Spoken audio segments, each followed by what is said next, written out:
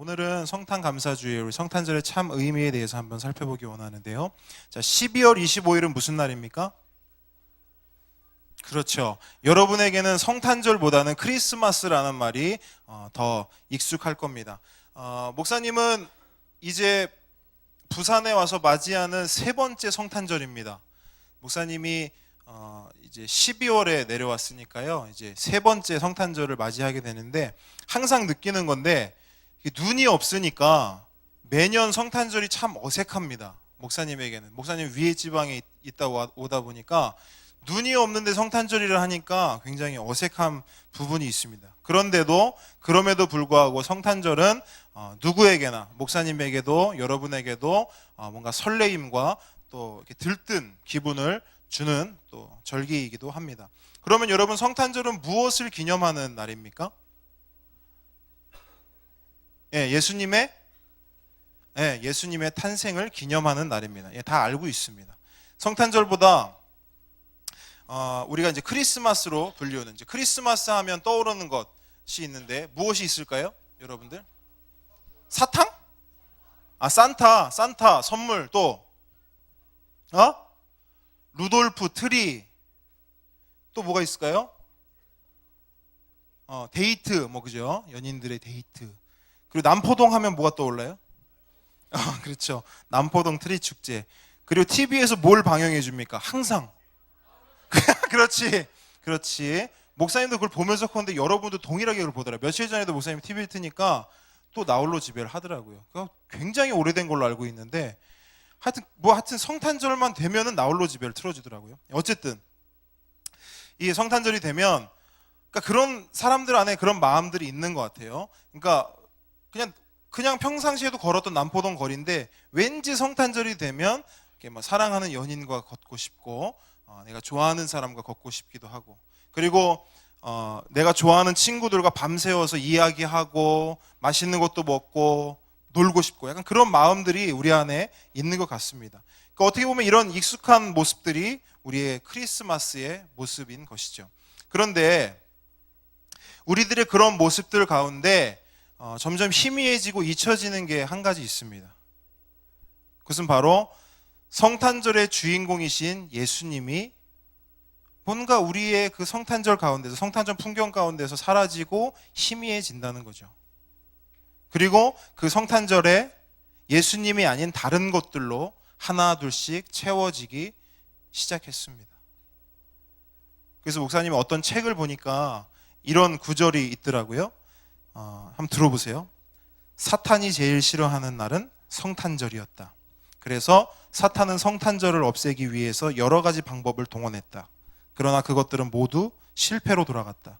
그래서 사탄은 방법을 바꿨다. 성탄절을 없애는 것이 아니라 성탄절의 의미를 퇴색시키는 것이었다. 사탄의 방법은 적중했다. 사람들은 성탄절이 온 인류를 구원한 예수님의 탄생을 기념하는 날이 아니라 산타클로스가 오는 날, 선물을 주고받는 날, 연인들이 데이트하는 날 등으로 전락시키기 시작했다. 사탄은 그 모습을 보고 흐뭇한 미소를 지었다. 여러분, 이 내용이 사실 우리의 크리스마스의 모습과 너무 흡사한 것을 알 수 있죠. 즉, 사탄의 작전이 성공했고 이 자리에 모인 우리들 대부분도 사탄의 이런 장난과 속임수에 넘어가고 당하고 있다는 것입니다. 우리의 성탄 스케줄을 한번 살펴보도록 하죠. 여러분, 성탄절로 뭐 하기로 했어요? 스케줄이 있다. 네?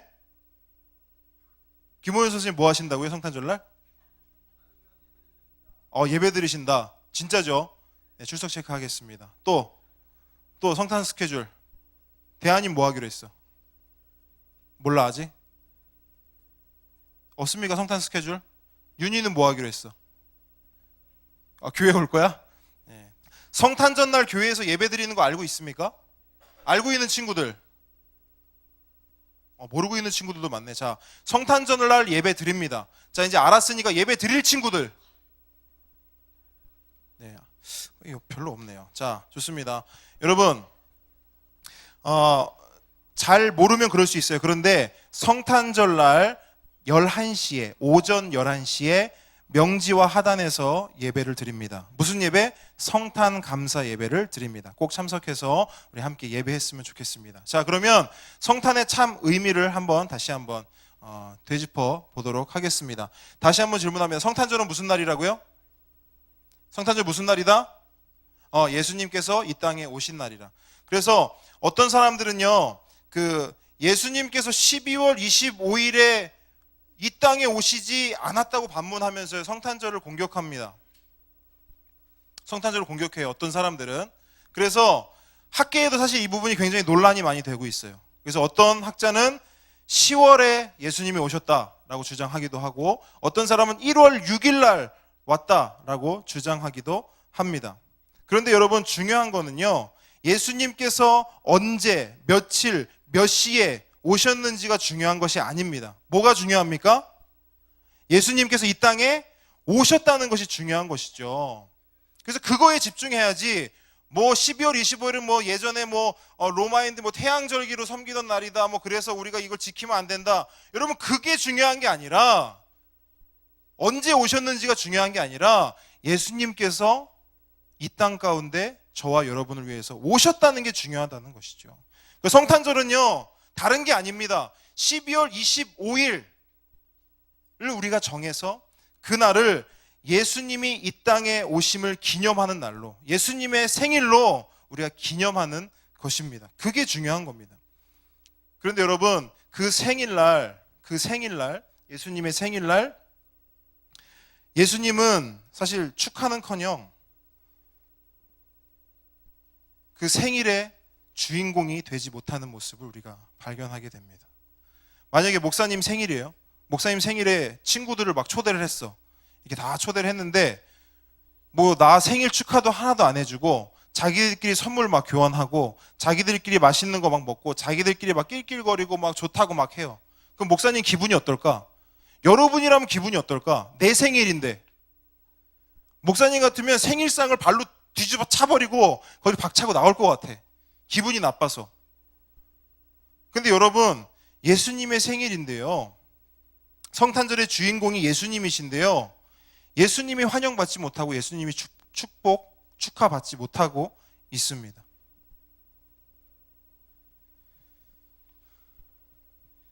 그래서 목사님은 여러분에게 이렇게 좀 선포하고 싶어요. 뭐냐면, 이제 성탄절에서요, 산타나 선물이나 나 홀로 집에나 이런 거는 좀 빠져줬으면 좋겠다라는 생각을 합니다.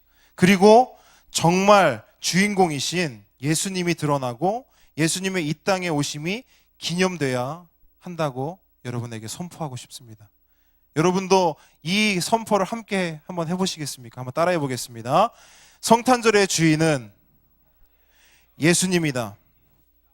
이 땅에 오심을 기념하는 날이다. 여러분, 이 고백이 우리 가운데 있어야 합니다. 그렇다면 한 가지 질문을 하겠습니다. 그럼 예수님께서 이 땅에 오신 날이 성탄절인데 예수님이 이 땅에 왜 오셨는가입니다. 예수님께서는 왜 이 땅에 오셔야 했는가? 하나님이신 그분께서 왜 육신을 입고 사람의 몸으로 이 땅에 오셨어야 했는가? 핵심 딱 3가지만 오늘 살펴보도록 하겠습니다. 첫째, 한번 따라해 보겠습니다. 평화를 주시기 위하여 평화의 왕자로 오셨다. 자, 평화의 왕자로 이 땅에 오셨습니다. 누가복음 2장 14절에 보니까 지극히 높은 곳에는 하나님께 뭐요? 영광이요. 땅에서는 하나님이 기뻐하신 사람들 중에 뭐다? 평화로다 하니라. 기록되어 있어요. 이 땅 가운데 하나님이 기뻐하신 사람들은 누굽니까? 바로 우리들, 그리스도인들. 예수님을 구주로 고백하는, 하나님을 아버지로 고백하는 하나님이 기뻐하신 사람들 중에 뭐다? 평화라는 거예요. 자, 이사야 53장 5절을 보겠습니다. 그가 찔림은 우리의 허물 때문이요 그가 상함은 우리의 죄악 때문이라. 그가 징계를 받음으로 우리는 평화를 누리고 그가 채찍에 맞음으로 우리는 나음을 받았도다. 이렇게 기록이 되어 있어요. 무슨 말입니까? 아담과 하와의 죄로 인해서 하나님과 인간 사이에는 평화가 사라졌어요. 우리가 예전에 설교했습니다. 평화가 뭐라고요? 샬롯이야, 샬. 하나님과 인간 사이의 샬롬이 깨져버린 거예요. 평화가 사라졌다는 거예요. 그런데 바로 그 평화 없는 상태, 샬롬이 없는 상태를 해결하기 위해서 누가 오셨다? 예수님께서 이 땅에 오셨다는 거예요. 그리고 하나님과 인간 사이의 평화, 샬롬을 다시 이루셨다. 바로 그 이유 때문에 예수님께서 이 땅에 오셨다는 겁니다. 우리의 평화를 위해서, 하나님과 우리 사이의 평화를 위해서. 두 번째는 따라해 보겠습니다. 구원을 주시기 위하여 구원자로 오셨다. 마태복음 1장 21절에 보니까 아들을 낳으리니 예수라 하라. 아들을 낳으리니 예수라 하라. 이는 그가 자기 백성을 그들의 죄에서 구원할 자이심이라 하니라. 여러분, 예수라 하라. 그 이름을 예수라 하라. 그런데 그 이름의 의미가 뭐라고요? 백성을 그들의 죄에서 구원할 자이심이라 하니라. 여러분, 예수라는 말은, 예수라는 이름은 원어로 말하면 예슈와 이렇게 돼요. 예슈와. 그 예슈와가 뜻이 뭐냐? 따라해 봅시다. 구원. 구원. 그러니까 예수라는 말 자체가 구원이라는 의미를 가지고 있습니다. 그래서요, 예수님은 자신을 소개할 때 이렇게 소개합니다. 요한복음 14장 6절에 보니까 예수께서 이르시되 내가 곧 길이요 진리요 생명이니 나로 말미암지 않고는 누구에게로? 아버지께로, 하나님께로 올 자가 없느니라. 이렇게 말씀하고 있어요. 내가 하나님께로 나아가는 길이고, 내가 하나님께로 나아가는 유일한 진리이고, 내가 하나님의 생명을 줄 유일한 자다. 나를 통하지 않고는 갈 수가 없다. 그러니까 예수님께서 그 이름의 의미대로 구원자가 되시기 위하여 이 땅에 오셨다는 거예요. 자, 하나님과 인간 사이에 샬롬이 깨졌다 그랬어요. 그런데 중요한 건 뭐냐면 그 깨진 상태에서 우리가 회복하기 위해서 우리가 하나님께 나아갈 수 있습니까? 없습니까? 없어요. 우리가 하나님께 나아갈 수 없었습니다. 그래서 하나님께서는 방법을 선택하신 거죠. 뭡니까? 하나님이 우리에게 오신 거죠. 하나님이 우리에게 오신 거죠. 사도행전 4장 12절 보니까 다른 이로서는 구원을 받을 수 없나니 천하 사람 중에 구원을 받을 만한 다른 이름을 우리에게 주신 일이 없음이라 하였더라. 이렇게 기록하고 있어요. 이 말은 무슨 말이냐면 하나님께서 인간을 구원하시기 위해서 단 한 사람, 예수 그리스도를 이 땅에 보내셨는데 그 예수 외에는 하나님께 나아갈 수 있는, 하나님의 구원의 선물을 주실 이가 없다는 겁니다. 하나님께서 주신 적이 없다는 거예요. 다른 이름을 준 적이 없다는 겁니다. 자, 마지막으로 세 번째입니다. 한번 따라해 보겠습니다. 기쁨을 주시기 위하여 복음의 전령사로 오셨다. 자, 누가복음 2장 10절에 보니까 천사가 이르되 무서워하지 말라. 보라, 내가 온 백성에게 미칠 큰 기쁨의 좋은 소식을 너희에게 전하노라. 이렇게 기록이 되어 있어요. 예수님의 탄생은 그 자체로 기쁨의 소식이며 좋은 소식이라고 말하고 있습니다. 좋은 소식은 영어로 뭡니까? 굿뉴스. 한자로 말하면 뭐야? 두 글자. 복음. 그쵸? 복음. 볶음 아니고 복음. 그죠?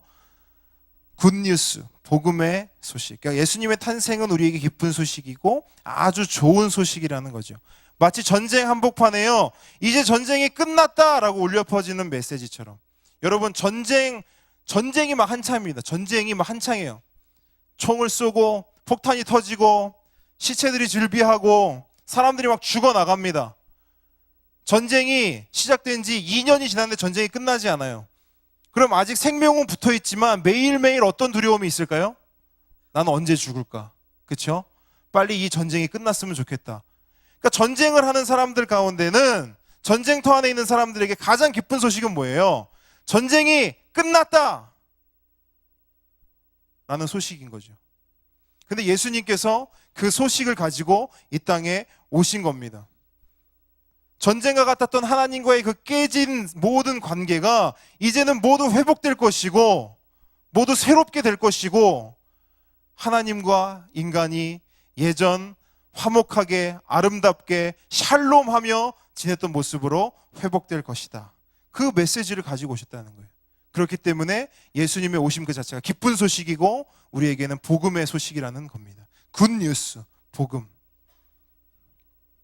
그래서 오늘날 많은 사람들이요, 기쁨에 목말라 하고 있습니다. 이 좋은 소식에 목말라 하고 있습니다. 그래서 조금이라도 기쁘려고 많은 것들을 찾고 있어요. 애용하고 있습니다. 게임을 해보기도 하고요, 쇼핑을 해보기도 하고, 좋은 영화를 찾기도 하고, 여행을 다니기도 하고, 색다른 취미를 가져보기도 합니다. 그런데요, 이상하게 그런 것들 통해서 기쁨 얻을 수 있죠. 그런데 그 기쁨이 금세 사라져버리고 마는 겁니다.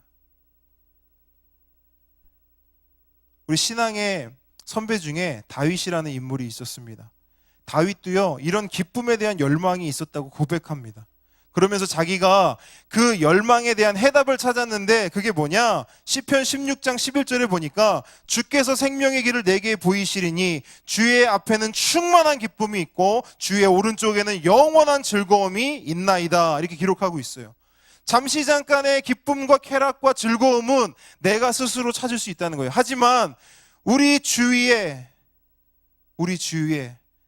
그 어디에서 찾을 수 없는 그 영원한 기쁨, 충만한 기쁨, 마르지 않는 기쁨과 그 영원한 즐거움은 어디서만 찾을 수 있다? 오직 주님 앞에서만, 예수님 앞에서만 찾을 수 있다는 겁니다. 여러분, 예수님께서 왜 오셨냐고요? 바로 그 영원한 기쁨, 충만한 즐거움, 영원한 그 즐거움을 우리 가운데 허락하시기 위해 오셨다는 겁니다. 여러분, 성탄절은 다시 한번 말합니다. 예수님께서 이 땅에 저와 여러분을 위해서 오신 날입니다. 나를 위해서. 한번 따라해 보겠습니다. 자, 오른손을 이렇게 한번 들어봅시다. 이렇게 오른손 딱 들고 목사님 한번 따라해 보세요. 성탄절은 예수님께서 나를 위해, 퍽 소리가 나야지. 탁 소리가. 자, 나를 위해. 자, 다시 한번. 자, 성탄절은 예수님께서 나를 위해 이 땅 위에 오신 날이다. 예. 여러분, 평화의 왕자로, 구원자로, 기쁨의 소식을 전하는 복음의 전령사로 예수님께서 오셨습니다. 그래서 그 예수님을 기념하는 예배가, 그 예수님을 기억하고 우리가 찬양하고 예배하는 그 예배가 12월 25일 수요일 몇 시에? 네, 오전 11시에 본당에서 드려진다는 거예요. 그래서 함께 참여해서요, 우리 성탄의 참 의미를 다시 한번 되새기고 진짜 생일의 주인공이신 예수님께 감사와 찬양을 함께 올려드리기를 원합니다. 자, 우리가 영상 한 가지 보고요, 그리고 우리 정우주 선생님이라고 노래를 정말 잘하시는 우리 선생님이 있는데요, 선생님이 귀한 곡으로 하나님께 올려드릴 겁니다. 그래서 영상을 보고 정우주 선생님의 특성을 들을 건데, 자, 어떤 목사님이 이런 말씀을 하셨어요. 한번 따라해 보겠습니다. 성탄절은 우리에게는 기쁜 날이지만 하나님께는 가장 치욕적이고 가장 억울하고 가장 슬픈 날이다. 여러분, 지금 이제 영상을 보고 하나님께 올려드릴 찬양이 바로 그런 찬양이에요. 하나님의 그 심정. 하나님께서 이 땅에 오셨는데요, 나를 위해서 오셨거든요. 우리를 위해서 오셨거든요. 근데 우리가요, 그 하나님을 푸대접했습니다. 그 하나님을 푸대접했어요. 여기 뭐가 있으면 좀 보여주고 싶은데, 하나님께서 이 땅에 오셨는데 마치 우리가 발로 예수님을 뻥 차버린 듯한, 나 때문에 오셨거든요. 나를 구원하기 위해서. 근데 나는 하나님을 거부했다는 거죠. 나는 하나님 손에 못을 박았고요, 머리에 면류관을 씌웠고요, 그 예수님을 십자가에 매달았다는 것이죠. 여러분, 성탄절 기쁜 날이기도 하지만 슬픈 날이기도 합니다. 오늘은 그 성탄의 그 하나님의 그 슬픈 마음, 애절한 마음, 우리를 향한 그 사랑의 마음을 좀 느껴보는 주일이 되었으면 좋겠습니다. 영상 보고 특성 함께 하나님께 올려드리겠습니다.